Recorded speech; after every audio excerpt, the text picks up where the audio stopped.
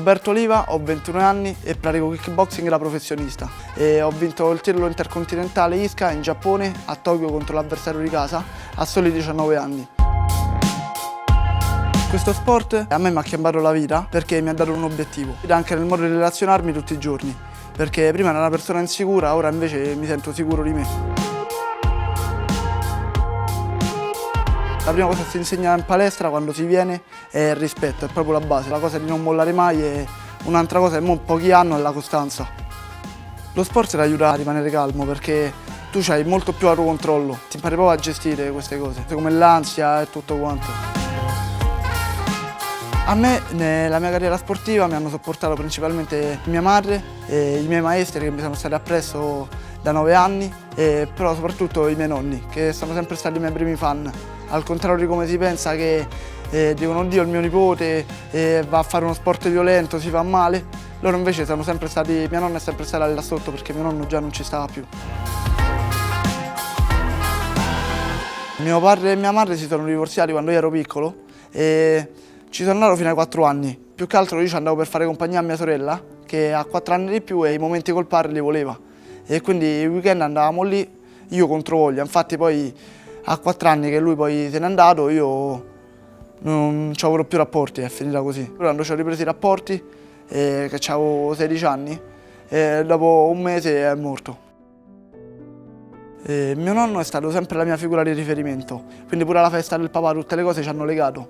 Io ho vissuto con lui fino a quando avevo 8 anni, ogni volta si usava il pranzo alla domenica tutti insieme e poi ci vedevamo il Napoli. Anche se a me non mi piaceva, però per stare con lui gli stava appiccicato. Ogni domenica a fine pranzo giocavamo a braccio di ferro, dove all'inizio mi lasciava vincere, però a un certo punto mi batteva 7-8 volte di seguito.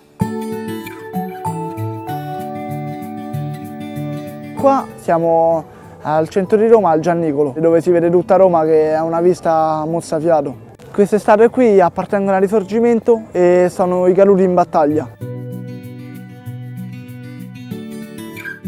Mio nonno aveva un rapporto magico, anche se me lo sono voluto poco, perché lui è morto quando io avevo 11 anni e abbiamo passato moltissimo tempo insieme. Soprattutto poi il sabato e le domeniche facevamo tutto insieme, perché mi portava prima qua al Tarrino, poi mi portava a prendere lo zucchero filato. Facevamo da qua fino al Bambino Gesù, poi mi faceva vedere Anita Garibaldi, che è la statua con una creatura in braccio. Poi prima qua ci stavano chi vendeva i palloncini, chi vendeva lo zucchero filato, quindi per un bambino piccolo comunque stava qua, girava di seguito, cioè non mi fermavo un attimo e stavamo insieme fino alla sera, che tornavamo stanchi a casa. Mio nonno, Carlo Piantarosi, è lo storico burattinaio del Terrino del Giannicolo. Quella donna è mia! È mia! È mia! Fermo! Un giorno al Pincio si innamorò dello spettacolo del suo maestro Francesco Cordoni e gli chiese se poteva insegnargli a lui. In seguito riuscì a trasformare la sua passione nel suo motivo di vita.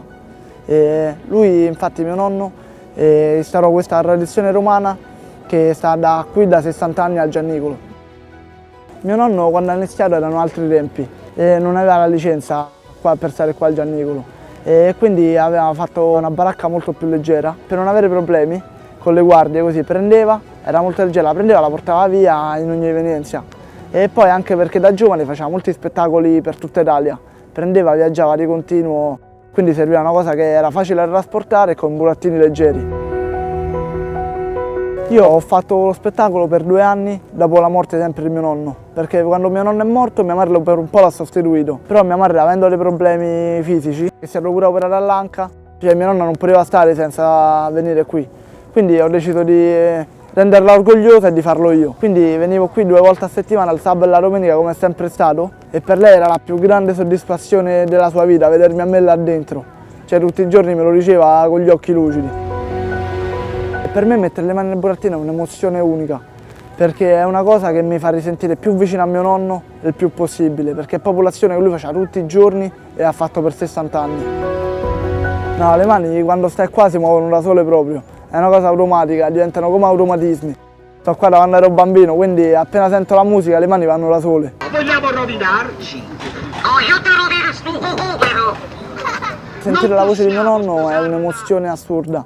è un sacco di nostalgia, però da una parte sono fortunatissimo perché non tutti possono avere un ricordo così vivo, soprattutto dopo parecchi anni. Io vengo qua, ascolto la sua voce, non me la scorderò mai, cioè sono cose che ti rimangono impresse.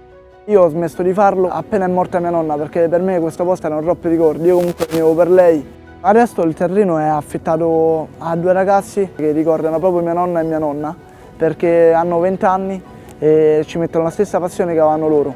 E questo ragazzo che fa lo spettacolo, mio nonno gli ha insegnato tutto lui, perché veniva qua da quando era bambino.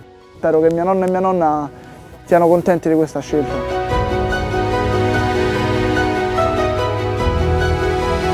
Io ogni volta che vengo qua e vedo il terreno torno bambino, perché mi ricordo tutte le belle domeniche che ho passato qua. Cioè che ero basso, sembrava una cosa altissima, un grattacielo.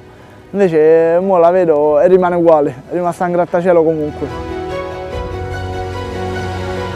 Mio nonno ha fatto 2 volte da padre, cioè una figura meglio di lui non ci poteva essere. Cioè mio nonno è veramente una grande persona. Chi ha i nonni non trema, cioè sta proprio bene e sicuro.